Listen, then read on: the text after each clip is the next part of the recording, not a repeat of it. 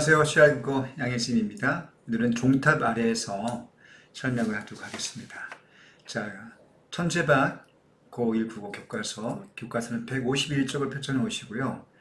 자습서는 33쪽을 펼쳐 놓으시면 되겠습니다. 자, 시작해 보겠습니다. 우리가 소설이라는 갈래를 공부할 때는 일단 그 소설의 시대 배경을 아는 게 굉장히 중요하죠. 자, 이 작품은 한국전쟁, 그러니까 1950년대를 시대 배경을 하고 있습니다. 정확한 시간은 1951년 일사후퇴 이후니까 그 전쟁 중이죠. 전쟁 중이고요. 공간 배경 장소는 전라북도 익산 군산 옆에 있는 시죠. 익산입니다. 그러니까 전쟁 중이긴 하지만 익산이라는 지역은 전쟁이 한참 벌어지고 있던 그 전선 지역, 그러니까 38선을 경계로 한 이쪽 지역, 전방 쪽이 아니라 후방 지역입니다. 자, 그런 곳에서 그 다음 어떤 인물이 등장하는가, 공간 배경, 시간 배경 확인한 다음에 인물을 확인해 봐야 되겠죠. 자, 주요 인물은 서술자이자 주인공인 자, 나는 이름이 건호라는 학생이고요. 초등학교 한 3학년 정도 되는, 그러니까 10살 안팎의 남자아이입니다.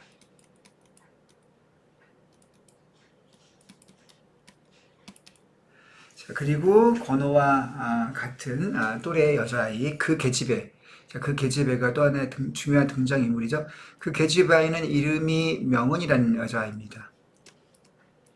역시 비슷한 또래 아이고요. 자, 이 여자아이는 6.25 때 부모님이 죽게 됩니다. 부모님이 죽는 어떤 현장에서 그것을 정말 가슴 아프게 보게 됐고, 그 충격으로 말미암아 마음의 상처를 입고 눈이 먼 아이입니다.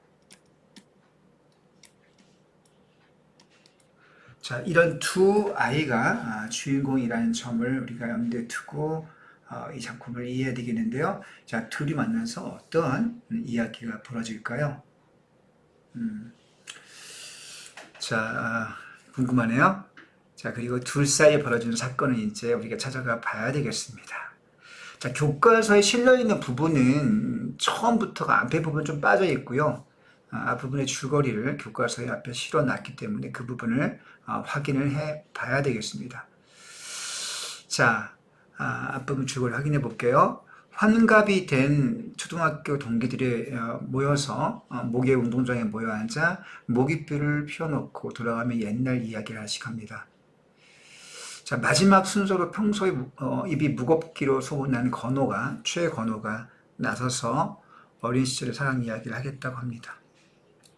자, 첫 부분의 시작은 3인칭 시점으로 시작을 하고 있네요. 지금 앞부분의 이야기 소개된 걸로 봤을 때는 3인칭 중에서 전지 시점인지 그 다음에 관찰 시점인지를 모르겠지만 우선 여기서 사건의 전후 사정을 서술자가 다 꿰뚫고 있는 걸로 봤을 때 3인칭 전지 시점이라는 걸 알 수 있네요. 자, 이렇게 시작이 되는데 그 다음 그 최건호의 어린 시절의 사랑 이야기가 이 작품의 주된 중심 줄거리죠. 그리고 그 중심 이야기가 시작될 때는 3인칭으로 표현되어 있던 최건호라는 이름이 나로 바뀌어서 이렇게 서술되기 시작합니다. 자, 인칭이 바뀌었네요. 1인칭 주인공으로 바뀌었습니다. 자, 이렇게 시점의 변화가 눈에 띄고 있습니다. 이와 같은 구성상의 특징을 보여주는 거 우리가 가리켜서 뭐라고 하냐면요, 액자식 구성이라고 합니다. 여기 밑에 써 있습니다. 자, 자습서 갖고 있는 친구들도 찾아보십시오. 액자식 구성은요, 바깥 이야기, 외부 이야기가 있고, 그리고 내부 이야기가 있습니다. 자, 외부 이야기는 아까 얘기했던 것처럼 앞에 부분의 줄거리를 가리키는 거고요. 그 외부 이야기를 하나의 액자 틀로 해서 그 안에 내부 이야기가 정작 제일 중요한 줄거리로 등장하는 거죠. 자, 이 내부 이야기는 환갑이 나이가 된 그 최건우라는 인물의 어린 시절의 이야기를 1인칭으로 바꿔서 서술하는 것입니다. 자, 액자식 구성은요, 자, 시점에 변화가 있다는 점, 이 중요한 특징이 되겠고요. 그리고 안 이야기가 1인칭으로 바뀌면서 직접 겪은 이야기를 서술하기 때문에 독자에게 신뢰감을 줍니다.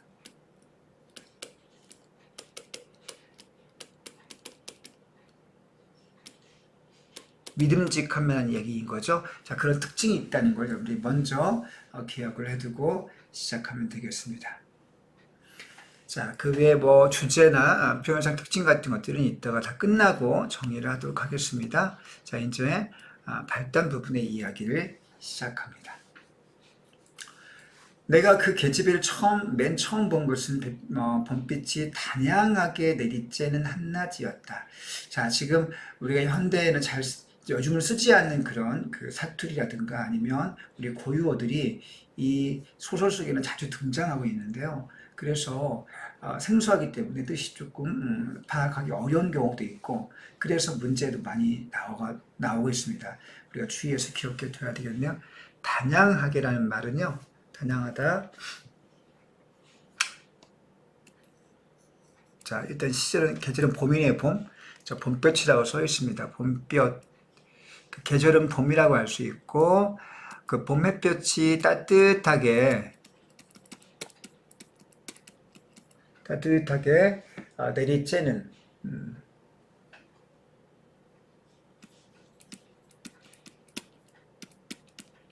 자, 그런 것을 가리키고요. 한낮이었습니다.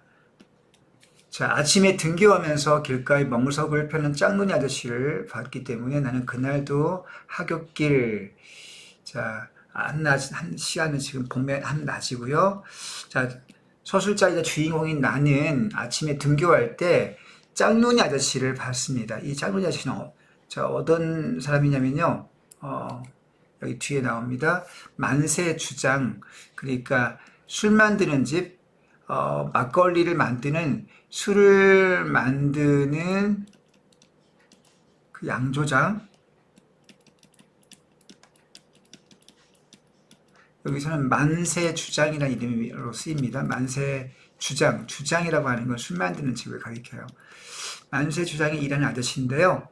그 아저씨는 이제 아침에 길가에다가 그 술 만드는 재료인 곡식을 찐 밥이 있습니다. 곡식을 찐 밥이 있는데 그걸 지혜밥이라고 해요. 쌀 같은 거, 곡식 같은 거를 솥에 쪄서 그걸 발효하기 위해서, 그 전에 잠깐 말리기 위해서 길가에 내놓은 쌀을 찐 밥이 있습니다. 그걸 지혜밥이라고 하는데요.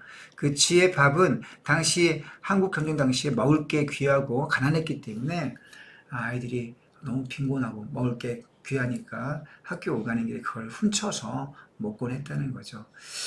자, 그 짝눈이 아저씨가 만세주장 앞에 도로가에 이렇게 멍석을 펴놓고 그 위에다가 이 술 만드는 재료인 지혜밥을 펼쳐 말려놓고 있는 장면을 봤습니다.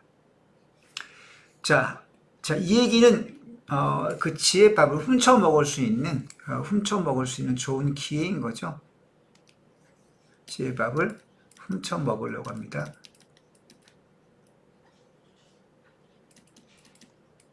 자, 그런 좋은 기회인데, 그래서 아저씨의 눈을 피해서 들키지 않기 위해서 일부러 학교 끝나고 집에 갈 때, 집에 가는 길에 학교에서 곧장 직선으로 가면 되거든요.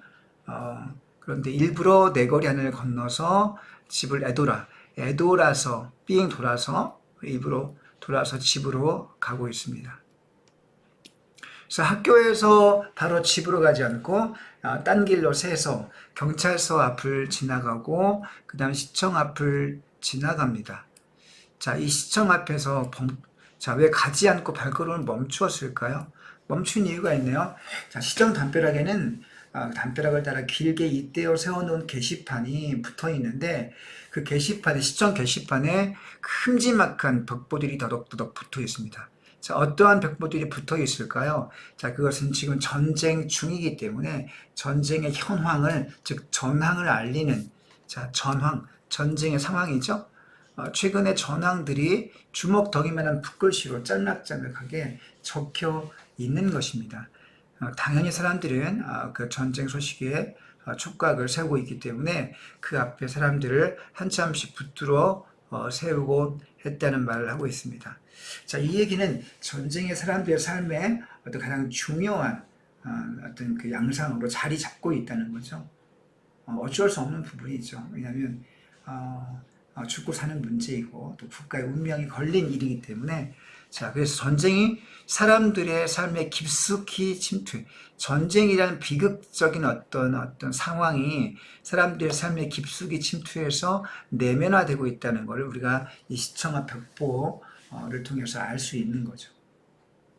그런데 여러분들, 일산 시내 시청 앞 게시판에 전선에서 벌어지고 있는 전쟁 상황이 벽보로 게시가 되거나 혹은 SNS를 통해서 전쟁 상황이 전해지고 있다면 어떻겠습니까?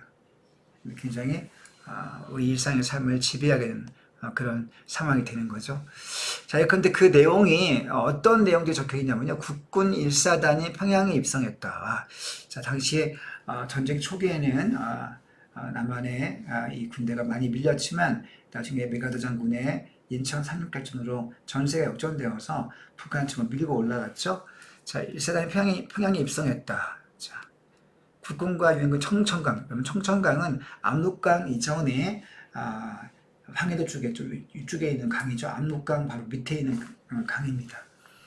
자, 그래서 압록강 향해 진격 중이다. 이런 승전의 내용들이 벽보에 실려 있거나 또 중공군 참전 같은 사실이 밝혀지거나 하는 이런 소식들이 차례로 접하게 된 것도 그 게시판을 통해서라고 이렇게 이야기를 해주고 있습니다. 자, 만세 주장, 아까 얘기했죠? 이 주장이라고 하는 건 술 만드는 집을 가리키고요. 도매로 판매하기도 합니다. 자, 고두밥이라고 하는 건 아까 얘기했던 것처럼 쌀을 그 술을 빚기 위해서 쌀이나 어떤 그 밀 같은 곡식을 쪄서 찐 다음에 그걸 꼬들꼬들하게 약간 만들어서 그걸 발효시키는데요. 자, 고들고들하게 만들어진 밥, 고들고들 약간 된 밥, 그 된 밥을 고두밥이라고 합니다. 그것을 훔쳐먹기로 작정한 날은 덤으로 최근에 전황에 접하는 날이기도 했다. 왜냐하면 시청 앞에 평소에는 갈 일이 없고요. 꼭 그 만세 주장 앞에 널어놓은 그 길가에 널려진 고두밥을 훔쳐 먹을 때에만 일부러 시선을 피하고 자기 신분을 감추기 위해서 돌아간다는 거죠. 그 돌아가는 찰나에 항상 시청 앞을 지나가기 때문에 덤으로 최근의 전황까지 알게 된다, 이런 이야기를 하고 있습니다. 자, 어린 서술자 주인공인 나 건어는 어린 나이임에도 불구하고 이 전쟁 소식을 이렇게 자주 접하게 되는 그런 환경에 놓여 있던 것이죠. 자, 이렇게 시대, 중공군의 충계 대공세, 국군 또는 유엔군 이런 말 나오고 있네요. 여러분들, 여기 이런 것들이 다 시대 배경을 알 수 있는 단어가 되겠죠. 시대 배경을 알 수 있는 단어가 되겠습니다. 자, 다음 152쪽으로 넘어가 볼게요. 그 벽보 내용 중에는 어떤 고지 전투에서 북계군 몇 개 연대를 섬멸했고, 여러분 섬멸이라고 하는 말은요, 이 멸자가 사라질 멸, 죽을 멸자입니다. 자, 이게 섬멸은 굉장히 무서운 단어네요. 자, 잘 기억해둬야 되겠는데요. 문제에 나올 수 있습니다. 무찔러 멸망시키다, 씨를 말리다, 이런 뜻입니다. 다 죽여 없어진다는 뜻이죠. 또 무슨 고지 전투에서 중공군 사단을 괴멸도 역시, 자, 이건 흩어져 없어지게 만들다. 흩어져 없어지다. 선멸, 무찔러 멸망시키다. 자, 끔찍한 단어죠. 다 죽인다, 없애다, 이런 식의 단어가 되겠습니다. 그것도 무슨 곤충이나 벌레가 아니라, 자, 무슨 적군이지만 사람을 이렇게 선멸, 괴멸 이런 단어를 쓴다고 하는 거는 그만큼 전쟁에서의 어떤 극한적인 어떤 이 상황을 우리가 짐작해 볼 수 있는 그 단어가 되겠습니다. 자, 그런 내용을 담은 벽보들이 게시판에 어지럽게 나붙어 있습니다. 자, 일사후퇴 역시 이것도 시대배경을 알 수 있는 단어가 되겠고요. 일사후퇴 표시해 두겠습니다. 전쟁은 처음 시작됐던 그 자리는 38선, 자, 북위 38도선을 가리키는 거죠. 얼추 되돌아왔습니다. 사실이고 오랫동안 교착 상태는 발전이 없는 그런 상태 계속 빠져 있었습니다. 빼앗아 새로 차지한 땅 거의 없는 셈인데 국군과 유엔군은 날마다 승승장구하는 반면 북계군과 중공군은 자 국군과 유엔군은 늘 승승장구 즉 승리한다는 뜻이네요. 반면에 북계군과 중공군은 날마다 죽어 나빠진다. 다시 말하면 늘 패배한다. 항상 일방적 승리를 우리 대한민국 남쪽이 유엔군이 거두고 있다는 그런 이야기를 전해주고 있는데, 자, 그 내용만 적히기 때문에 난 그 속내를 당최 이해할 수 없다. 자, 무슨 약간의 과장도 있겠지만 주로 승전보만 정하고 이것만 적힙니다. 다시 말하면 이 벽보에는 자, 유엔군과 남한 측이 전투에서 패배하는 경우도 있는데, 자, 패배는 전달되지 않는 거죠. 패배는 전달되지 않고 오히려 유일하게 승리한 어떤 전투만 끊임없이 벽보에 게시가 되고 있는 그런 상황을 우리서 확인해 볼 수 있습니다. 자, 그만큼 벽보의 내용을 편파적이라는 걸 알 수 있고, 편파적 하나 생각해 메모하세요. 자, 편파적이고, 당시 시대가 남쪽에는 공산주의에 반대하는 이데올로기는 이념이라는 뜻입니다. 반공 이념이 팽배했음, 가득 차 있음을 알 수 있다. 이런 얘기가 되겠죠. 자, 낡은 양복 차림에 중전부를 둘러쓴 꽤 유식해 보이는 아저씨가 곁에서 소리내어 벽보를 읽고 있는 중이었다. 나는 그 아저씨에게 선멸이 무슨 뜻이냐고 물어보았다. 자, 이때 나는 아직 어린 서술자입니다. 10살 안팎의 어린 아이이기 때문에 당연히 선멸이라는 어려운 끔찍한 단어를 들어본 적이 없죠. 자, 그리고 그렇게 물어보자 아저씨가 몽땅 씨를 말린다는 뜻이라고 시원스럽게 대답해 줍니다. 괴멸이 또 무엇인지를 묻자, 자, 한참 뜸을 들이다가 겨우 씨만 남기고 나머지는 모조리 다 때려잡는 거라고 알려주셨습니다. 자, 이거는 아저씨가 이제 한자를 잘 알기 때문에 친절하게 알려준 거죠. 이거는 그 어린아이한테 이런 단어가 자연스럽게 접근이 된다고 하는 거는 그만큼 전쟁 상황이라고 하는 게 사람들에게 극단적 그리고 잔인한 언어들이 일상적으로 사용되고 있다는 사실을 알려준다는 거죠. 자, 극단적이고 잔인한 언어들이 일상에서 사용되고 있다. 그리고 몽땅 씨를 말린다는 뜻이라고 아저씨가 시원스럽게 대답해줍니다. 자, 괴멸이 뭐냐고 또 물어보죠. 괴멸. 선멸 말고. 그렇죠. 아저씨는 자, 씨만 남기고다. 자, 선멸은 씨까지 같이 다 죽이고, 괴멸은 씨만 남기고 다 죽이는 거고, 선멸은 씨까지 다 죽이는 걸 가리킨다. 자, 어린아이 나는 그 뜻을 한자이기 때문에 알지 못한 채 그 단어에 익숙해져서 무의식적으로 사용을 하고 있고요. 자, 그리고 언젠가 벽보에 자주 등장하는 그 말들의 뜻을 아버지한테 물어본 적이 있었습니다. 그런데 이상하게도 아버지는 다 적어주고 화부터 내시는 거예요. 버럭 화부터 내십니다. 그런 건 알아서 어디다 쓰려고 묻는 것이냐.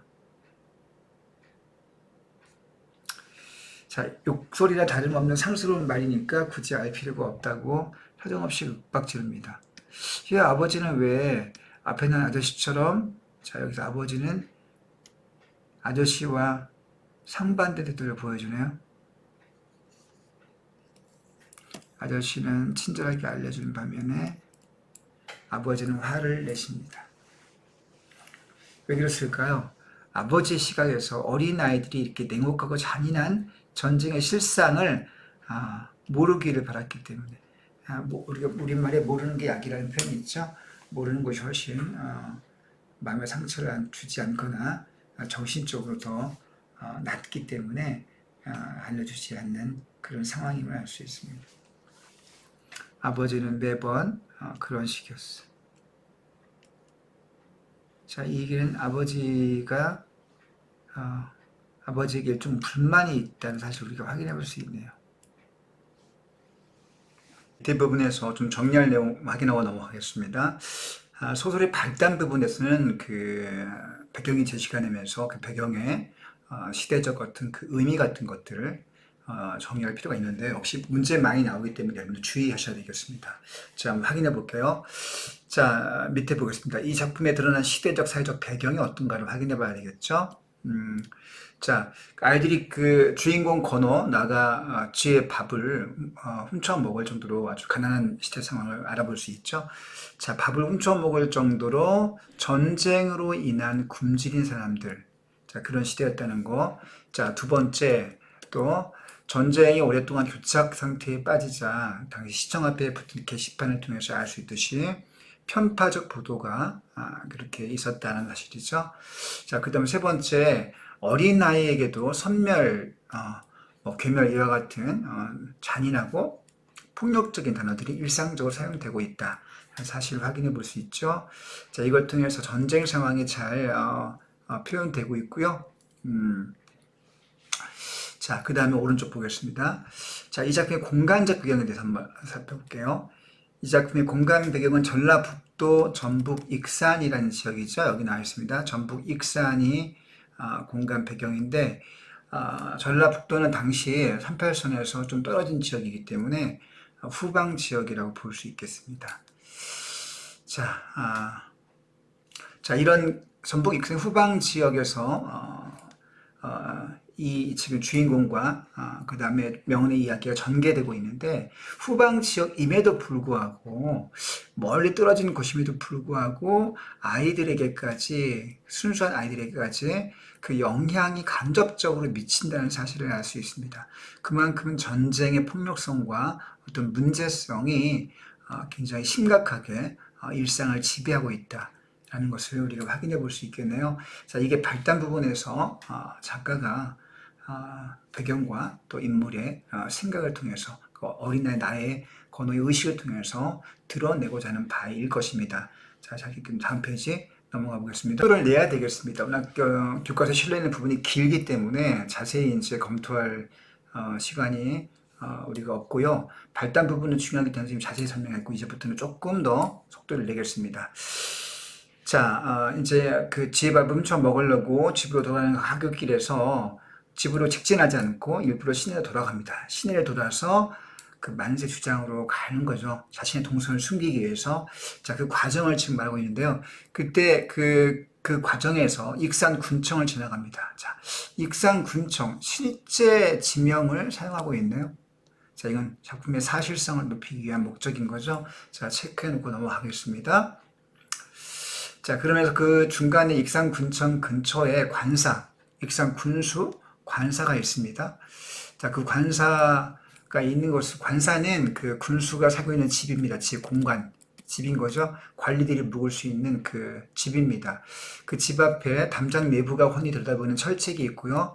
그 철책에 나뭇개비를 대서 장난을 칩니다. 자, 따발총같이 그 막대기로 철제 그 방을 이렇게 쭉 훑어가면서 이렇게 쭉 훑어가면서 소리 다다다다 소리 내는 거죠. 자, 그런 장난스러운 어떤 그 모습을 볼 수 있고요. 시대 상황이 반영되어 있는 전쟁 상황이. 자, 그래서 갑자기 놀라서 손을 멈칫하게 됩니다. 왜냐하면 갑자기 정원에서 인기척이 났고, 그 동갑들어 보인 계집애가 드디어 새로운 인물이 등장하네요. 자, 새로운 인물이 등장합니다. 자, 근데 새로운 인물의 등장은 뭔가 묘사가 필요하죠. 어떤 모습이었는지 이제 묘사가 되고 있습니다. 화사한 꽃무늬 원피스, 예쁜 여자이네요. 단발머리, 정갈한 단발머리, 한 손에 과한 고무종을 쥔 채, 그런데 올 때 양팔을 앞으로 나란히 뻗은 괴상 야릇한 자세로 도로 쪽을 향해서 소리 없이 다가옵니다. 자, 이 얘기는 앞이 안 보이기 때문에 이렇게 지금 암시되고 있죠. 자, 서술자 나는 그 여자의 모습을 객관적으로 관찰만 하고 있습니다. 전지적 서술자가 아니고 1인칭 주인공 시점이기 때문에 이 계집의 이 여자의 모습을 추측만 할 뿐 정확히 알 수 없는 거죠. 자, 그러면서 여자애가 자, 이제 부릅니다. 올라볼게요. 자, 나비야. 자, 보통 나비는 버터플라이가 아니라 고양이를 가리키는 이름으로 많이 불렸죠. 자, 공을 굴린 장난을 치기 위해서 고양이가 놀기 위해서 지금 공을 굴리는 모습이네요. 자, 뜬금없이 웬 나비 타령인가 의아해서 나는 계집의 행동 거지를 주의 있게 살핍니다. 웬 나비 타령? 자, 건호 나는 이 나비가 진짜 나비인 줄 착각하고 있네요. 진짜 나비로 그렇게 오해하고 있습니다. 자, 그런 장면이 나오고 있네요. 자, 들어가 보겠습니다. 자, 고양이가 공을 주스러 그 철책 좀 다가오다가 철책 앞에 서 있는 서술자 주인공 나를 발견하죠. 갑자기 다름질 멈춥니다. 그 고양이가 저한테 경계하겠죠.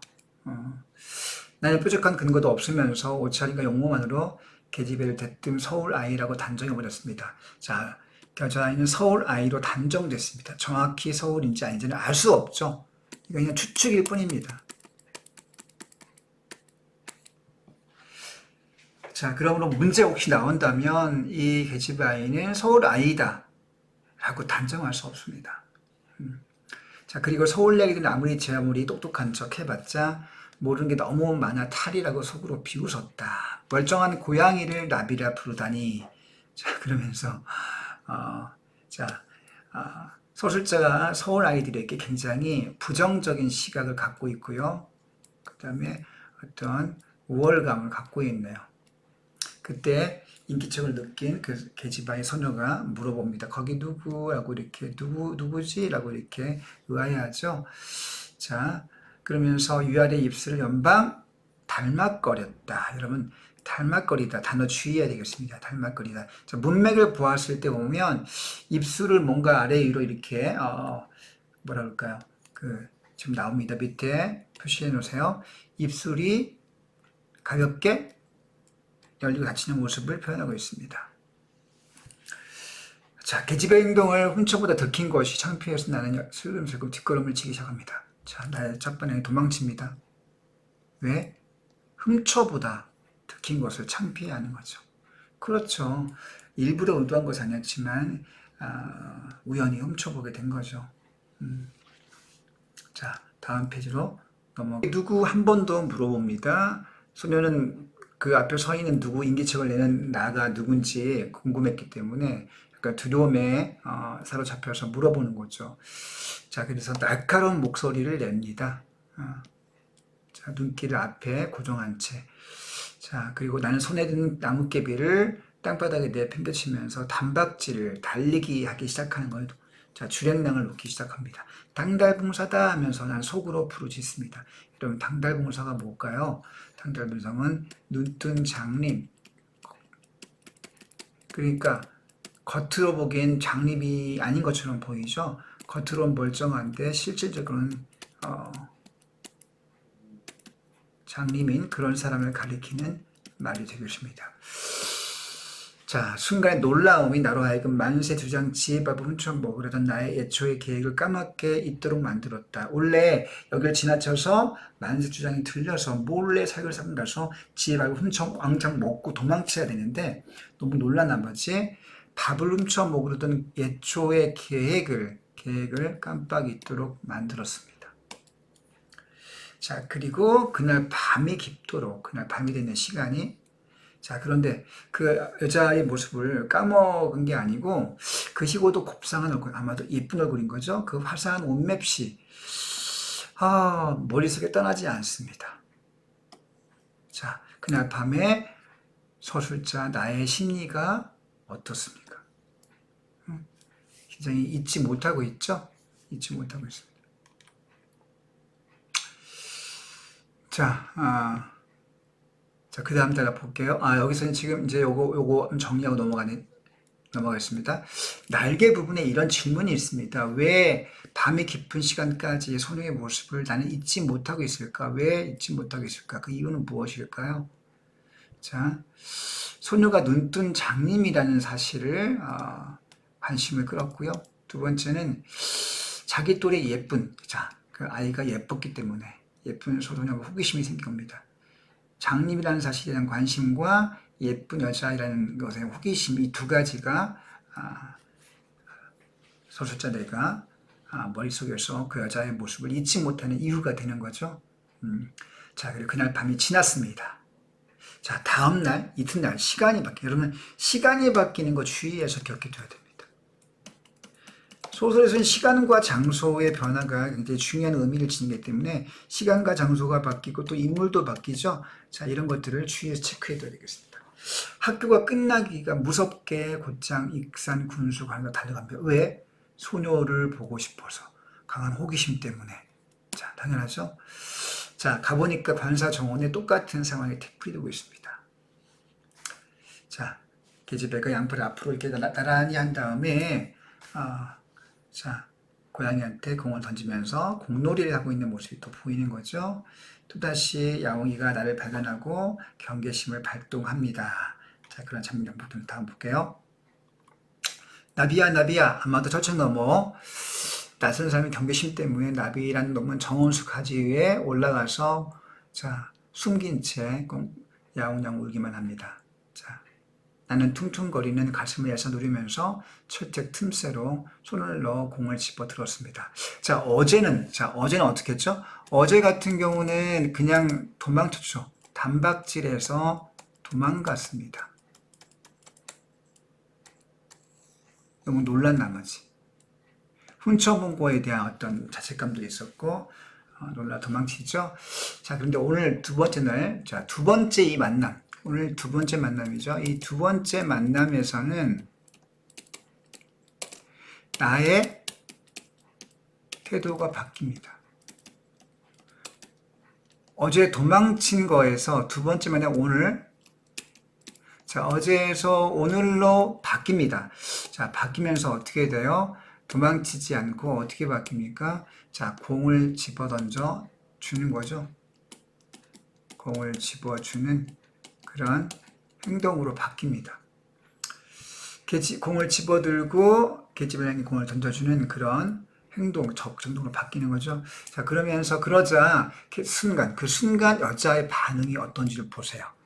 자, 놀라움인지 반가움인지 괴상한 표정이 올라왔습니다. 자, 최초의 대화가 다음에 나오네. 거기 누구? 사람이요. 자, 여기서부터 자, 소녀는 서울말을 쓰고요. 자, 나는 사투리를 씁니다. 자, 대비가 되고 있네요. 어제 바로 그의 계집애는 말 한마디로 상대방을 단박에 알아맞힙니다. 자, 뭔가 신비로운 어떤 촉이 있는 그런 여자아이예요. 그뿐만이 아니고 난 널 알아. 나이도 비슷해. 키는 나보다 좀 작아. 좀 커. 키는 좀 더 크고 그리고 얼굴이 아주 못생겼어 라고 이렇게 단정해서 얘기하는 거죠. 자, 이건 뭘 의미합니까? 어젯밤과 오늘 낮 사이에 시간이 그렇게 많이 지나지 않았. 자, 어제 낮과 오늘 낮 사이에 한 24시간 지난 거죠. 하루 사이에.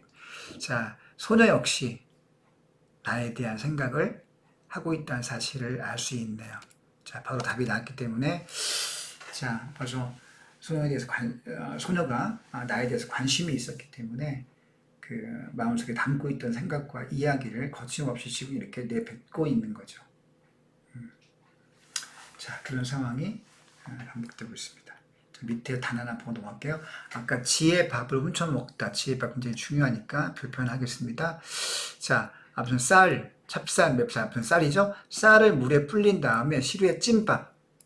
자, 쌀을 물에 불려 시루에 쪘습니다. 자, 이건 우리가 보통 해서 먹는 밥과는 달라요. 우리가 밥은 물에 안 쪄서 그냥 이렇게 자 바로 밥을 하는데 지혜밥은 술을 만들기 위한 목적으로 술을 담그기 위해서 물에 불리는 과정이 있고요. 그래서 찝니다. 그 지혜밥이라고 하죠. 자, 다음 페이지 넘어가. 앞도 못 보는 소녀가 마치 내 얼굴을 보고 있는 것처럼 못생겼다고, 키가 조금 클 것이고, 자, 그렇게 마치 보고 있는 것처럼 말을 하니까 깜짝 놀랄 수밖에 없죠. 특히나 못생긴 거에 대한 어떤 그 얘기는 너무나 뜨끔소실 수밖에 없죠. 자, 이거 외모에 대한 나의 열등감이 드러나고 있네요. 외모 열등감 문제 나올 수 있습니다. 기억해 두시고요. 뵙겠습니다. 천천히 다가오기 시작합니다. 자, 그리고 소녀는 양팔을 앞으로 나란히 뻗지 않고 이번에는 마치 정상인 것처럼, 정상적인 자세로 걷는 것처럼 천천히 걸어옵니다. 자, 이건 소녀가 나를 의식해서 정상인으로 보이려고 하는 그런 태도를 우리가 추측해 볼 수 있겠네요. 자, 그러면서 못생겼다 해서 미안해, 그냥 괜히 해본 소리야 라고 자, 변명을 하죠. 자, 못생긴 게 사실이라고 나는 하마터면 실토종. 자, 실토할 뻔했다라고 이렇게 얘기하죠. 자, 순박하고 솔직 순수한 나의 성격을 여기서 알 수 있고요. 자, 대뜸 나는 소녀에게 물어봅니다. 너희 아버지가 군수냐? 자, 전라도 사투리를 계속 쓰고 있는 너희 아버지, 너희를 너희라고 하죠. 전라도 사투리입니다. 전북 익산은 전라북도 이거든요. 익산이. 자, 군수가 살고 있는 관사에, 군청 관사에 살고 있기 때문에 아마도 군수인 거라고 추측했겠죠. 자, 군수가 뭔데? 네가 익산 군수 딸이란 말이요. 익산 군수가 뭔데? 자, 이렇게 말을 주고받고 있네요. 자, 여기 왼쪽에 정리하고 넘어가 보겠습니다. 여러분, 선호에 대한 나의 태도가 조금씩 바뀌기 시작하죠. 어떻게 바뀝니까? 첫 번째는 소극적이죠. 몰래 관찰하다가 어떻게 합니까? 도망치죠. 자, 어제 낮에 처음 만난 겁니다. 지혜밥을 훔쳐 먹으러 가다가 군수관사 앞에서 만나게 되죠, 우연히. 자, 두 번째, 오늘 낮에 일부러 내가 갔습니다. 일부러, 의도적으로. 소녀가 보고 싶어서. 자, 태도가 적극적으로 바뀌어 있네요. 공을 던져주고 물음에 답하면서 또 이렇게 물어봅니다. 자, 이런 태도의 변화가 있다는 거 우리가 주목해 봐야 되겠네요. 자, 들어가 볼게요. 자, 익산 군수가 뭔데? 자, 군수관사에 살면서 군수가 뭔지도 모르다니. 역시 서울내기들은 아는 것보다 모르는 것이 훨씬 더 많은 무지렁이들이라고 생각했다. 자, 나는 서울내기가 무식하다고 비웃고 있네요. 자, 나의 열등감에 대한 보상심리가 열등하기 때문에 상대방 깎아내려서 보려고 하는 그런 태도가 드러나고 있네요. 서울내기들한테는 잠자리면 무조건 다 잠자리에 지나다닐 뿐이다. 잠자리에 뭐 실잠자리, 기생잠자리 종류가 엄청 많네요. 자, 꿈에도 모르는 벅구. 자, 벅구라고 하는 건 사투리인데요. 바보를 가리키는 사투리가 되겠습니다. 바보. 난 그거 잘 몰라. 외갓집 식구들이 가자는 대로 그냥 여기까지 따라왔을 뿐이야. 자, 외갓집 식구들 따라서 온 거지 자기 아버지가 군수인 건 아닌 것 같습니다. 계집애가 심드렁한 어조로 중얼거렸다. 그럼 어쩌다가 그럭그럼 당달 봉사는 돼야 풀었다냐. 자,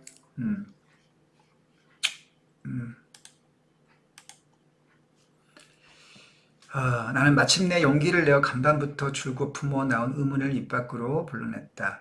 자, 멀쩡하고 예쁜 여자아이가 어떻게 해서 봉사가 되었을까 정말 궁금한 이유죠. 자, 궁금한 것을 참지 못하고 드디어 입 밖으로 내어놓습니다. 자, 당달 봉사가 뭔데?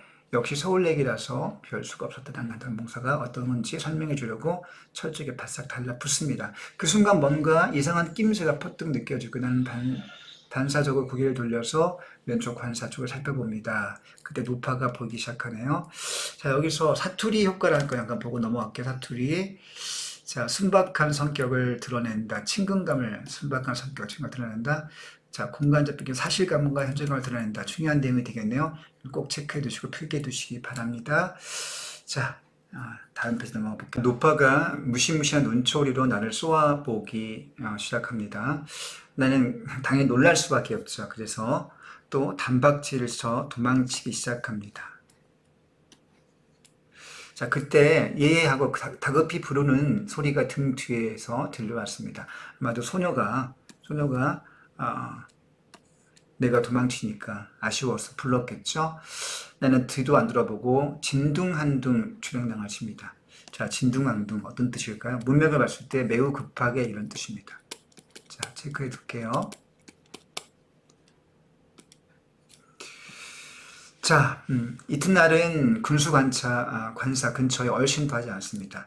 또 시간이 흘러가네요. 그럼 시간을 항상 체크해 둡시다. 시간이 또 흘러갑니다. 그 이튿날, 그러니까 처음 소녀를 만나고 그 다음날 도망쳤다가 그 다음날 두 번째 와서 소녀와 이야기를 나누다가 소녀의 외할머니의 등장으로 놀란 나머지 도망을 치죠. 그래놓고 도망친 그 다음날 또 그 다음날 이틀 동안 자, 군수 관사 근처에 소녀에게 가지 않습니다. 그런데 관사 쪽을 외면한 채 그 이틀 동안에 만세주장 앞길 멍석 위에 널린 지혜밥을 봐도 뱃속의 회가 전혀 통하지 않습니다. 자, 그 이틀 동안 보통 같으면 지혜밥을 훔쳐먹으러 한 번쯤은 갔을 것 같은데 자, 지혜밥을 봐도 전혀 통하지 않습니다. 먹고 싶지 않다는 거죠. 자, 이건 나의 심리적 갈등, 가고 싶은데 못 가. 심리적 갈등 상태가 드러나는 대목이라 볼 수 있겠는데 체크해 둡시다. 자, 그거를 간접적으로 표현하고 있네요. 자, 소녀가 보고 싶어서.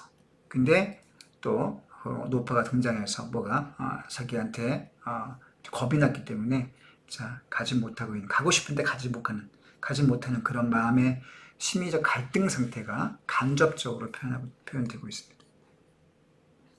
뱃속의 회가 동하다. 뱃속의 회가 동하다. 이거는 좀 관용적인 표현인데요. 이거는 배가 고픔을 느끼다.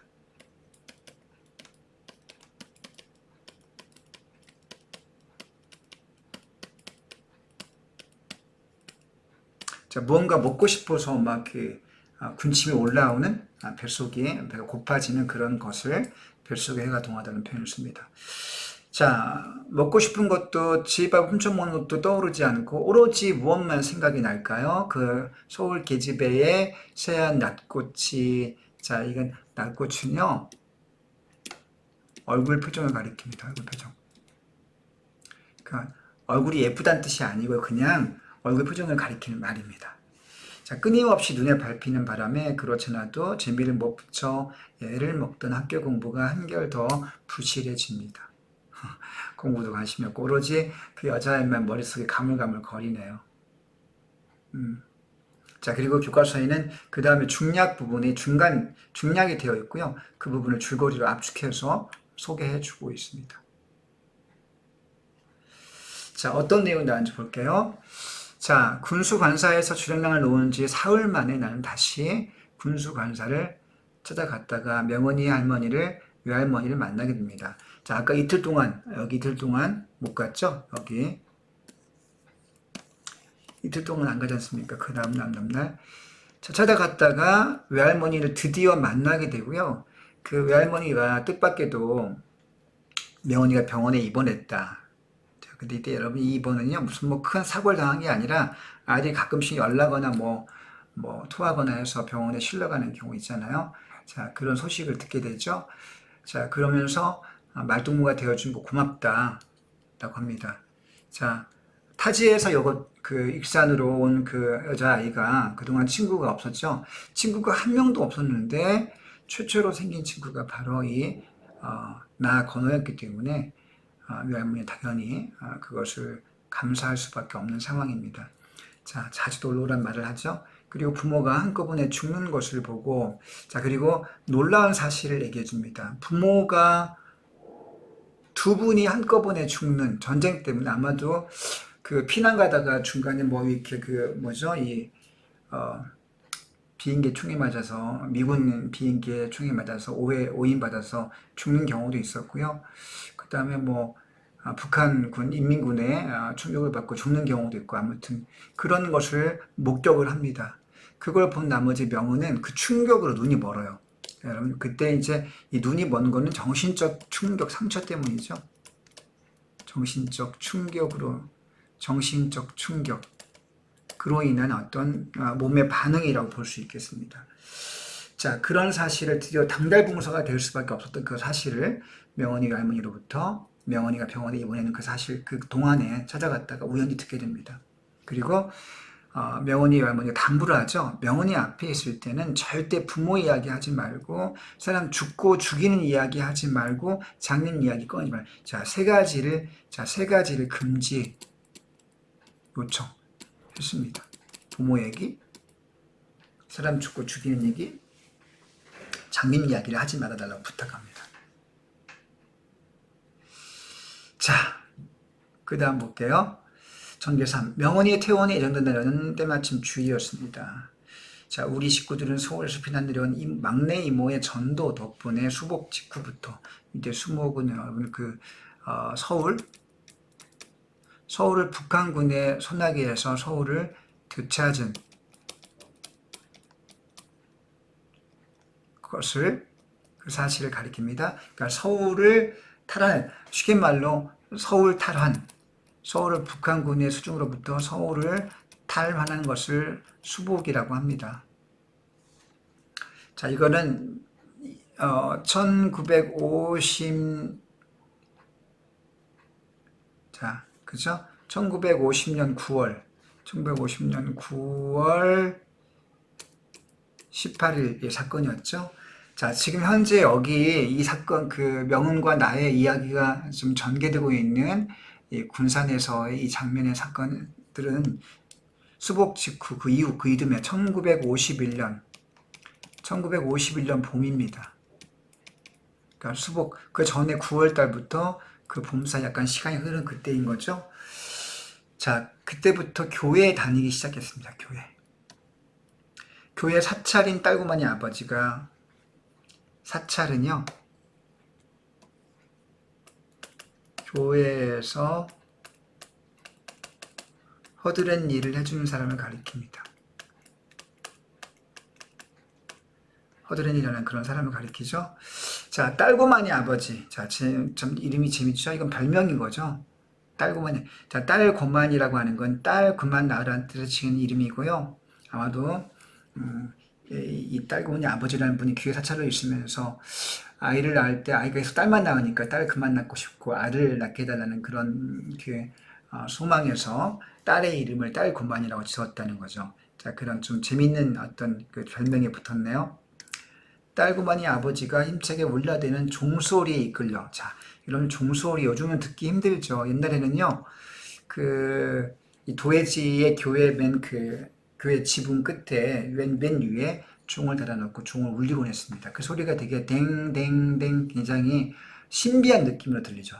요새는 이제 거의 볼 수 없는데 가끔 유럽의 어떤 여행 다큐 같은 거 보게 되면 뭐 독일이라든가 프랑스라든가 영국에 도해진 큰 성당 그 교회 종소리가 들리는 것을 가끔 들을 수 있습니다.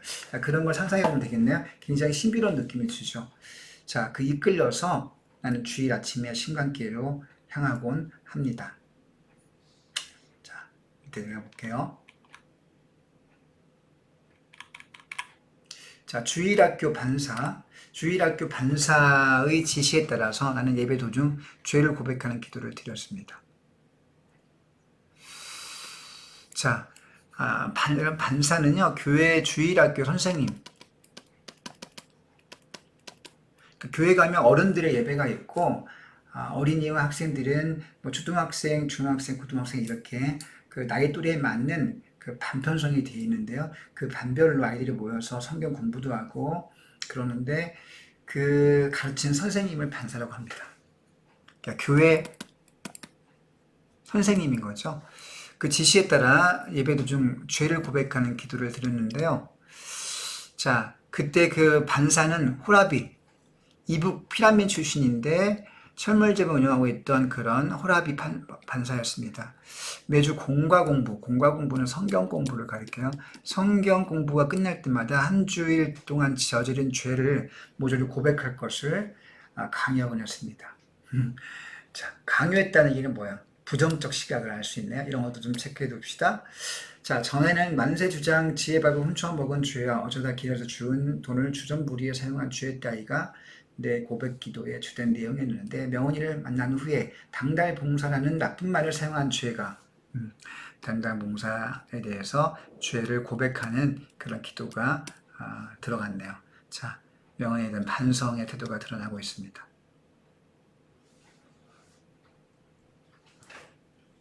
자, 아까 밑에 단어도 주의하세요. 회가 동하다, 무엇을 먹고 싶은, 구미가 당기거나 먹고 싶은 마음이 생기다.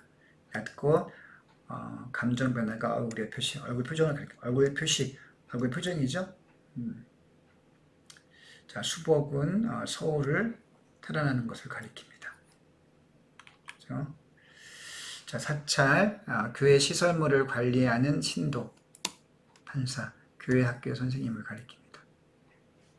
자, 다음 페이지. 자, 나는 주일학교를 마치기 무섭게 신광교회에서 곧장 시청을 향해 달려갑니다. 자, 명은이에게 건넬 선물을 장만하기 위해서죠. 자, 주일에 명은이가 뭐합니까? 주일은 일요일을 가리킵니다. 입원했던 명은이가 태어난 날이죠. 그동안 보고 싶었는데 입원을 하는 바람에 그동안 못 봤잖아요. 그래서 퇴원을 지금 기다리고 있습니다. 그리고 퇴원하면 만나서 해줄 선물을 준비하고 싶어 했죠. 자, 그런데 선물은 무슨 뭐 맛있는 과자나 어떤 빵 같은 걸 사가는 게 아니라, 그 당시 가난했고 돈도 없으니까, 자, 맥락 보니까 시청을 향해서, 시청에 뭐가 있길래 선물을 준비하기 위해서 시청 향해 갔을까요? 자, 그 이유는 바로 그 다음에 나와 있습니다. 전황에 대한 새로운 소식입니다. 전쟁 상황에 대한 새로운 소식, 그게 바로 선물의 내용이죠. 별표 합시다. 네모치고 굉장히 중요하네요. 자, 어린아이 10살짜리 남자아이가 자기가 그 호감이 있는 여자에게 줄 선물로 전쟁 이야기, 사람을 죽고 죽인 이야기를 들고 가려고 하는 거죠. 자, 아무튼 왜냐하면 명언이는 앞을 보지 못하게, 그죠? 왜 의미가 있습니까? 앞을 보지 못하기 때문에 뭐 글 같은 거 읽을 수도 없고, 자기는 눈이 멀쩡하니 있으니까 시선 담벼락에 붙어있는 전쟁 소식을 내 눈으로 읽고 안 못 보는 명은이에게 그 소식을 전해주고 싶었던 거죠. 일명 또 일리가 있긴 있습니다. 전혀 엉뚱한 것은 아니죠. 앞을 못 보기 때문에 자기가 대신 읽고 가서 전해준다, 이런 얘기입니다. 그리고 내가 결코 시골뜨기라고 만만히 볼 상대가 아니다. 나도 글자 읽을 줄 안다. 뭐 그런 얘기를 일깨워주는 확실한 증거물이 될 것이었습니다. 자, 우리는 여기서 굉장히 중요한 대목이에요. 자, 여기서 어떤 내용을 우리가 주목해야 됩니까? 자, 선물로 전쟁 소식을 준비한다는 것은, 자, 어때요? 명은이 외할머니가 명은이가 입원해 있을 동안 만나러 갔을 때 어떤 내용을 당부했습니까? 자, 전쟁의 상처를 지닌 명은에게 절대 3가지 얘기는 하지 말라. 사람을 죽고 죽이는 얘기, 부모 얘기, 장님 얘기. 자, 근데 전쟁 소식은 사람을 죽고 죽이는 그 명은이 외할머니가 부탁했던 금기사항을 지금 어때요? 까먹고 선물을 주고 싶다는 그런 생각이 너무 몰두한 나머지 명은이 외할머니의 그 당부를 까먹고 지금 날뛰고 있는 중인 거네요. 자, 외할머니의 당부를 정확하게 이해하지 못했음을 우리가 여기서 알 수 있습니다. 자, 그리고 그 준비를 해가지고 주일날 오후에 교회 예배 끝나고 시청 들려서 명은의 집에 그 군수 관사 앞에 가는 거죠. 그러면서 정원 내부를 기웃거리는데 마침 관사 현관문이 열리고 명은이 외할머니가 나를 부릅니다. 난생 처음 그 안에 들어갔죠. 그리고 거실을 통해서 들어갑니다. 작은 방으로 가죠. 자, 그리고 그 나비란 양이도 역시 있습니다.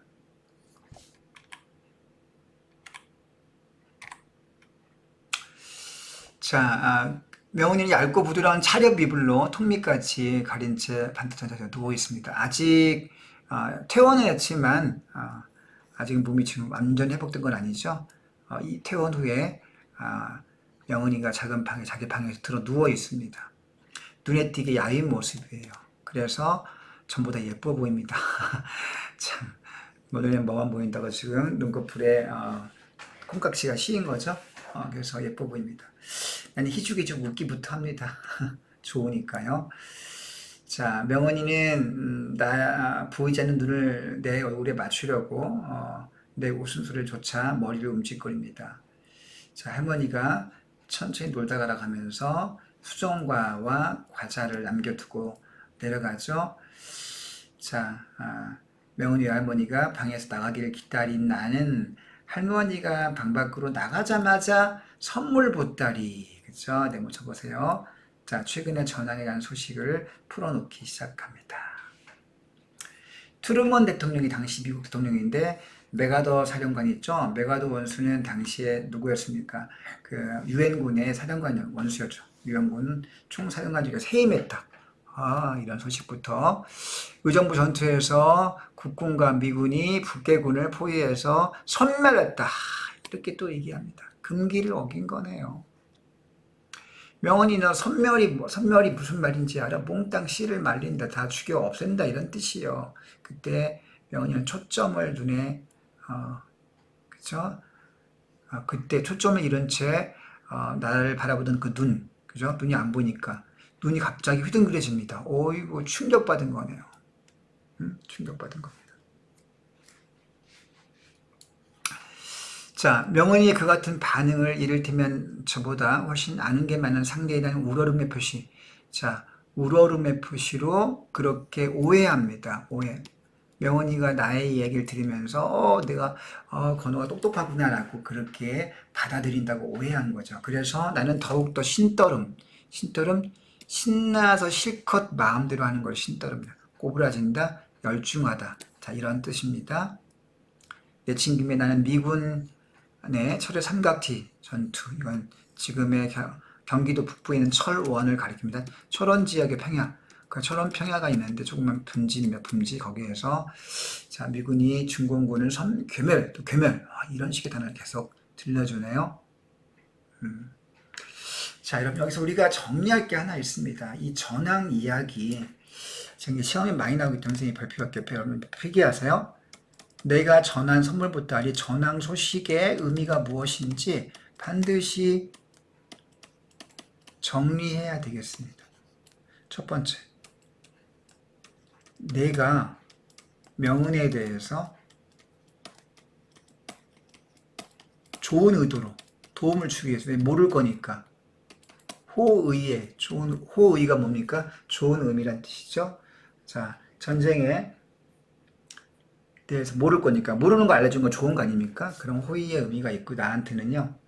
두 번째로, 자, 나에게는 글도 읽을 줄 안다고 하는, 그러니까 열등감, 못생겼고 뭐 시골 아이고 서울 아이라고 느껴지는 그 명언에 대한 열등감 극복의 의미도 있습니다. 세 번째, 자, 근데 이 전황 소식을 전함으로써 명은의 그 명은 외할머니의 금기를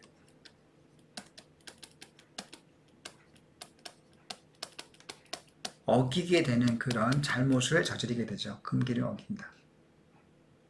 자, 네 번째. 자, 나는 선멸, 괴멸 같은 어린아이가 입에 담기 어려운 그런 끔찍한 단어들을 아무 생각 없이 짓거립니다. 이것은 무엇입니까? 나라는 어린아이가 전쟁에 대한 자의식 없음을 드러내는 어떤 행동인 거죠.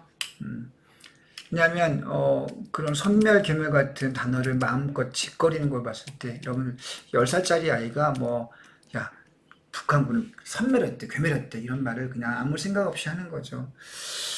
자, 우리는 이런 전황 소식의 의미를 정리를 이렇게 해볼 수 있겠는데요. 어린아이의 의식 속에 이렇게 깊이 들어와 있는 이런 장면을 볼 때 우리는 여기서 뭘 알 수 있습니까? 전쟁이 사람들의 의식, 어린아이를 비롯한 사람들의 의식의 내면에 깊이 자리 잡고 있음을 알 수 있죠. 그죠? 전쟁의 사람들의 의식을 지배하는 거예요. 자, 그리고 이제 아직 안 나왔지만 이야기를 들려주자 그 다음 페이지를 미리 얘기해보면 어떤 반응을 명언이가 보입니까? 충격받은 명언이가 어때요? 죽음에 대한 공포와 자기 부모님이 죽은 그 전쟁으로 죽었기 때문에 굉장히 경기를 일으키죠. 그러면서 건호 나에게 그만 가버려 하고 쫓아냅니다. 자, 그런 마지막에 갈등이 벌어지게 되는 거죠. 그래서 다섯 번째 추가할게요. 뒤에 나올 얘기입니다만 갈등은, 자, 나와 명운의 갈등의 원인이 바로 이 전황 소식이 되겠습니다. 자, 다음 페이지 볼까요? 잘 기억해 두시기 바랍니다. 전황 소식을 전하면서 신난 나는 계속해서 연신 그 이야기를 떠들어대기 시작합니다. 자, 충격을 조금씩 받아가는 명은은 처음에는 이렇게 얘기하죠. 뭐라고 하면, 과자 안 먹니? 자, 너 괴멸이 무슨 뜻인지 알아? 심한 빼놓고 몽땅 이런 식의 얘기를 막 하는데 그 말을 받아주지 않고 엉뚱하게 과자 안 먹니라고 물어봅니다. 얘기는 어떤 뜻일까요? 자, 이거는 그 얘기 그만해. 그죠? 듣기 싫다. 그만해라. 라고 하는 그 명운의 어떤 심리를 어떻게 간접적으로 표현하고 있는 거네요. 모시라고 과자나 먹으라고 또 얘기합니다. 식물의 간접 표현입니다. 자, 간접적이란 말 기억해 두고요. 자, 명언이 헬스가게 핏기가 가신 입술을 발을 떨면서 눈꺼풀 아래로 창 내리 깔았습니다. 자, 이렇게 핏기가 가신 입술을 떨다 이거를 명언의 어떤 표정을 우리가 외양 묘사라고 합니다. 표시해 주세요. 외양 묘사.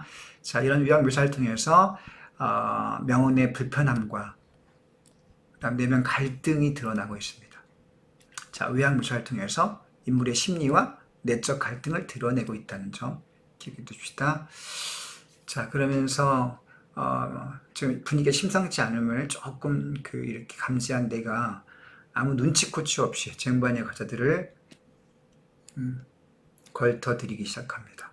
걸터들이다, 가리지 않고.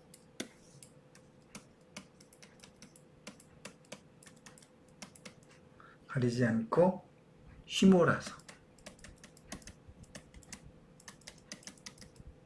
자, 그렇게 먹기 시작합니다. 근데 명언은 과자를 먹지 않는 거예요.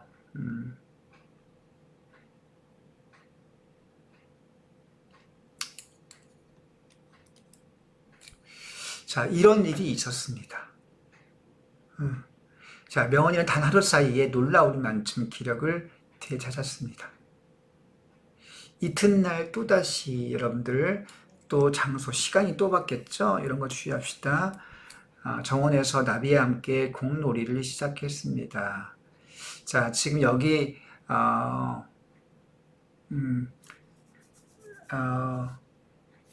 명훈이가 태어난 다음에 다시 집으로 와서 만난 게 세 번째 만남이었죠.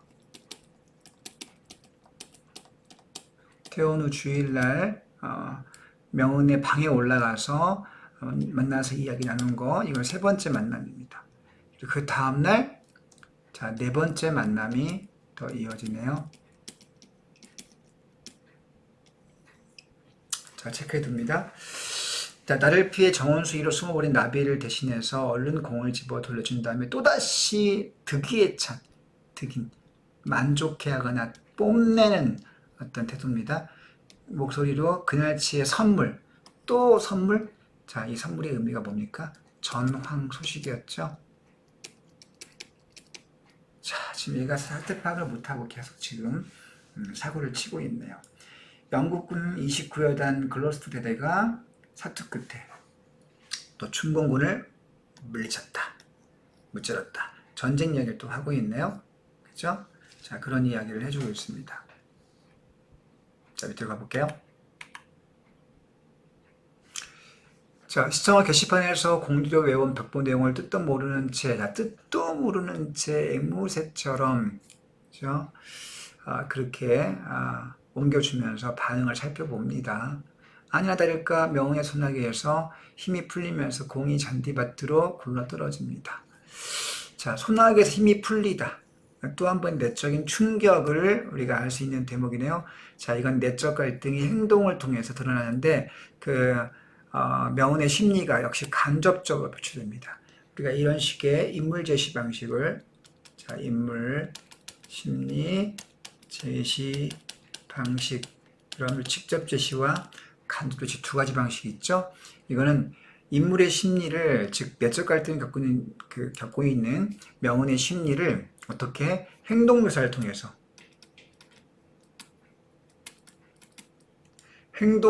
통해서 제시해주고 있죠. 자, 우리가 이 같은 방식을 뭐라고 합니까? 간접 제시라고 하죠.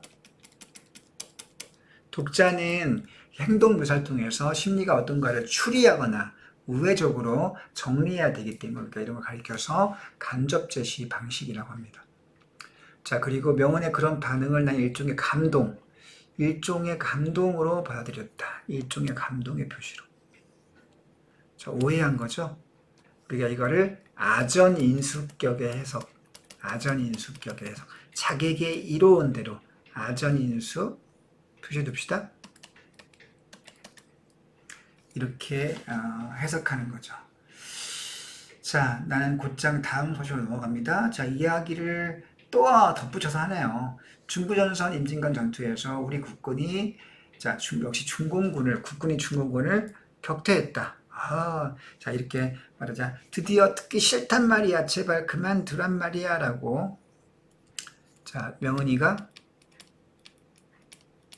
드디어 어떻게 직설적으로 자기의 의사를 표현하죠. 아까 앞에서는 어떻게 했습니까? 아까 전날에 과자 안 먹니라고 했죠. 주일날 명은이가 태어난 날 찾아갔을 때 방에서 내가 전쟁 소식을 전할 때 그때 명은이는 과자 안 먹니라고 간접적으로 표현했는데 이제는 어떻게 해요? 직설적으로 표현합니다. 자, 그런 차이가 있네요. 자, 그러나 이것도 여러분 직설적인 의사 표현이지만 인물 심리 제시 방식으로는요. 인물 심리 제시 방식으로는 뭡니까? 대화를 통해서 심리를 전달하고 있기 때문에 대화를 통해서 우리는 인물의 심리를 간접적으로, 우회적으로 추리할 수밖에 없죠. 그래서 우리가 이걸 역시 또 간접 제시가 되겠습니다. 인물 제시 방식은 간접 제시고요.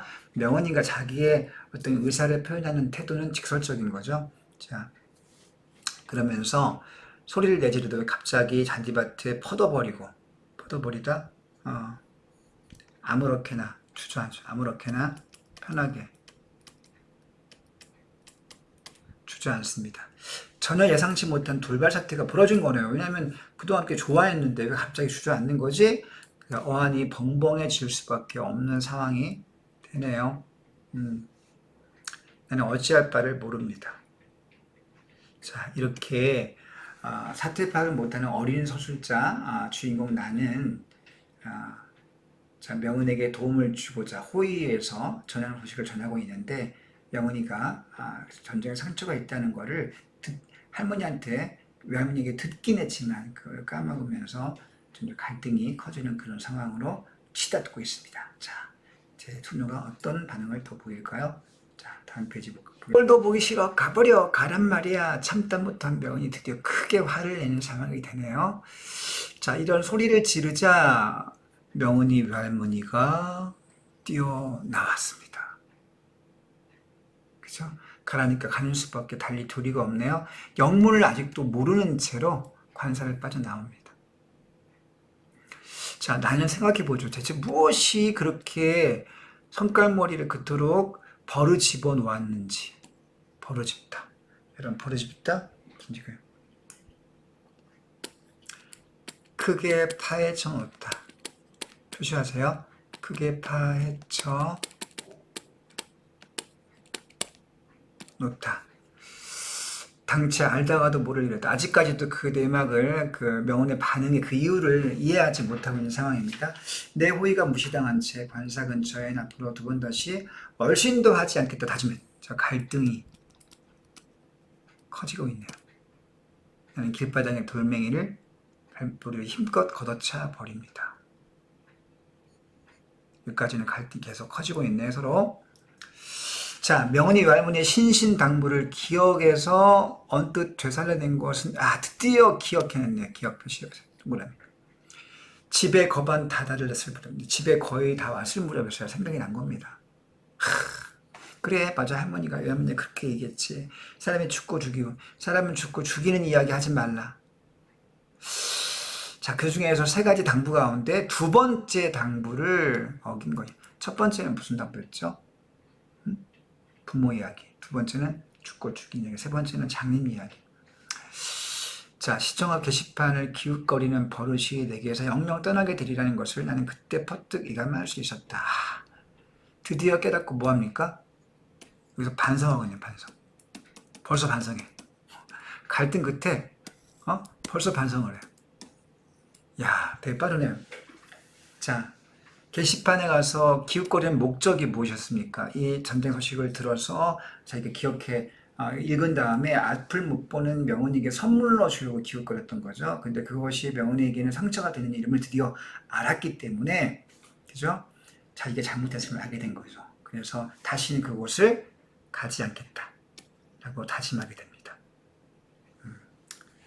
자, 다음 달락 밑에 가볼게요. 자, 혼자서 다짐했던 대로 나는 하루 동안 관사 근처에 얼씬하지 않습니다. 하루 동안 못 가. 그러나 집안에 머물러 지내는 동안에도 내 마음은 관사 언저리를 주고 배회하고 있습니다. 세상에. 자, 왜 그 마음이 그 관사 근처를 떠나지 못하고 있을까요? 자신이 잘못했으니까요. 반성. 그 다음에 명언을 좋아하니까 미련. 자, 반성과 미련 때문에 마음을 그 관사 근처에 떠나지 못하고 있네요. 그런데 걱정이 꼴도 보기 싫다고 오지 말라고 했으니 갈 수가 없는 거죠. 자, 그런 내적 갈등 상태가 계속 나를 붙잡아 두고 있습니다. 그런데 더는 참을 수가 없네요. 그래서 결국 다음 날 관사를 또다시 찾아갑니다. 자, 또다시. 자, 여기가 몇 번째 만남입니까? 여기가 5번째 만남이네요.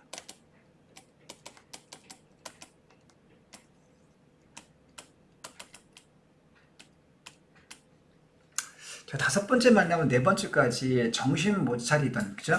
위에 4번째까지는 전쟁 소식을 전하면서 앞뒤 재지 못하고 날뛰던 그런 나였습니다. 그런데 전황 소식으로 어떻게 됩니까? 갈등이 커지지 않습니까? 그죠? 갈등이 커지자 그 다음 어떻게 해요? 잘못을 깨닫고, 그죠? 잘못을 깨닫고 반성하게 되는 거죠. 반성. 그 사이에 반성이 있게 됩니다. 4번째, 5번째 사이에서. 그래서 이제 뭔가 사건의 분위기가 바뀌기 시작하는 거죠. 자, 해질녘에 낮에 안 가고 해질녘에 갔습니다. 자, 저녁 노을에 물든 발그레한 낫꽃으로 명언이는 정원 한복판에 오독하니 서 있습니다. 낫꽃이 예쁘다는 뜻이 아니고요. 그냥 얼굴 표정이라는 거 선생님이 얘기했죠. 손에 공이 쥐어 있고 곁에 나비란 놈도 알짱거리고 있었지만 공놀이는 아예 공놀이를 하지 못해요. 왜? 명은이도 나와의 갈등 때문에 뭔가 마음이 편치 않은 상태인 거죠. 그리고 화를 냈지만 또 건우가 보고 싶기도 했을 거고요. 자, 그런 인물의 내면 심리를 간접 역시 행동을 통해서 내면 심리를 행동을 통해서 간접 제시하고 있네. 자, 이게 인물 심리 제시 방법 뭐라고요? 간접 제시 방식이네요. 자, 할 일 없이 먼 산바라기가 되어 언제까지도 꼼짝도 하지 않는 명은의 모습을 나는 철책 밖에서 한참이나, 자, 말을 걸지 못하고 몰래 또 지켜볼 수밖에 없네요. 왜? 용기가 안 나. 잘못했으니까. 자, 바로 그때였습니다. 자, 종소리가 대행하고 울리는 거. 와, 감사의 종소리. 신비한 느낌 주는 이 종소리가 울리는 거예요. 이런 종소리가 울리자 명은이가 종소리를 향해서 그 신비한 끌림에 이끌려서 고개를 돌리게 되죠. 그리고 역시 교회를 다니기 시작한 나에게도 종소리는 신비한 어떤 느낌을 주는 그런 자극이 되는 존재입니다. 그러므로 종소리는 나와 명언을 다시 이어줄 수 있는 어떤 기능을 할까요? 그렇죠. 화해 매개체 기능. 별표 빵빵빵 해놓게요. 화해 매개체. 자, 명언이는 건우가 보고 싶고, 또 건우는 명언이가 보고 싶어서 왔지만 잘못한 것이 있기 때문에 용기가 안 나서 말을 못 붙이고 있는 그런 애매한 상황에서 드디어 둘을 다시 이렇게 화해시켜줄 종소리가 대행하고 울리는 겁니다. 자, 명언이는 깜짝 놀랐어요. 이게 무슨 소리? 그리고 그쪽을 향해서 고개가 돌아갑니다. 자, 그 모습에서 나는 가슴이 철렁 내려앉은 만큼의 감동을 받습니다. 와, 그래. 자, 그 종소리 반응 보이는 명언이 뭐 감동받은 뭔가 뭐랄까요? 뭔가 가슴이 훅 올라오는 거죠. 자, 여러분 그 지금 페이지 넘기지 말고 옆에 있던 인물 심리 세션 뭐 한번 정리하고 넘어갈게요. 혹시 자습서를 갖고 있는 친구들은 한번 근처를 뒤져보시고요. 자, 교과서를 펼쳐놓고 있는 친구들은 이거를 한번 필기하시기 바랍니다. 자, 심리 제시 방법이 직접 서술자의 어떤 역할을 가지고 판단하는 거예요. 서술자가 직접적으로 말해주는 겁니다. 직접 적은 말하기라고 불러요. 그런데 심청이는 착한 아이야. 심청이는 효녀야. 라고 이렇게 말해주는 겁니다. 심청, 이 효녀야. 이렇게 말해주는 거죠. 그럼 어때요? 되게 직접 말해주는 거 어때요? 그 다음에 쉽게 이해할 수 있는 장점이 있는 거죠. 그런데 서술자가 이렇게 여러분들 서술자가 직접 서술해 줍니다. 이런 방식을 가리키고요. 자, 반대 방식, 상반된 방식이 있는데 서술자가 직접 말해주지 않고 간접적으로 보여주는 방식이 있습니다. 간접적 혹은 보여주기라고 하는데요. 자, 이거는 서술자가 직접 말하는 것이 아니라 대화나 행동을 보여줍니다. 대화를 제시하거나 행동 묘사를 통해서 간접적으로 제시해 줍니다. 예컨대 심청이 가지고 온 선생님 예를 들어볼게요. 심청이 효녀야 이렇게 말하는 것은 직접 제시인 반면에 이렇게 말하는 겁니다. 심청이는 아침 저녁 밤낮으로 신봉사에게 안부를 물었다. 그리고 밥을 정성스레 차려서 아버지에게 차려놓고 자신은 먹지도 않으면서 아버지에게 먼저 드시라고 권유하는 것이었다. 이렇게 행동을 묘사해 줍니다. 심청이가 신봉사 아버지의 밥을 준비했다. 자, 이렇게 행동으로 표현해 주는 거죠. 자, 우리가 이것을 간접 제시라고 합니다. 자, 여러분 중요한 것은요. 이런 방식을 썼을 때 어떤 효과가 생기는지가 중요한데요. 이런 직접 필기 이것만 하면 돼요. 대화 행동만 필기하세요. 간접이라고 하고. 자, 어떤 효과가 생기냐면 객관적 제시, 객관적. 왜냐하면 심청이 효녀야. 이거는 뭐 객관적이지 않고 서술자가 그냥 강요. 자, 자기 생각 강요하는 거지 않습니까? 그런데 아버지의 밥을 정성스레 준비해서 갖고 들어간다? 이건 객관적이고 묘사해 주기 때문에 독자는 객관적인 태도가 되는 거죠.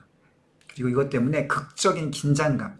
자, 독자가 이런 행동 묘사를 통해서 상상을 통해서 작품 안으로 들어가기 때문에 그 긴장감이 유지가 된다는 장점이 있습니다.